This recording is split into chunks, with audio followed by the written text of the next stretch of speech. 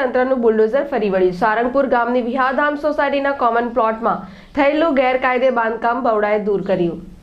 સારંગપુર ગામ ખાતે વિહારધામ સોસાયટીના કોમન પ્લોટમાં કરવામાં આવેલ બાંધકામ તોડી પાડવામાં આવ્યું હતું। કોમન પ્લોટમાં કમલેશ અભિસિંહ પટેલ દ્વારા બિનઅધિકૃત બાંધકામ કરવામાં આવ્યું હતું, જે અંગે 2022માં કરવામાં આવેલ રજૂઆત અને પુરાવાના આધારે અંતે બવડા દ્વારા દબાણ દૂર કરવામાં આવ્યું હતું।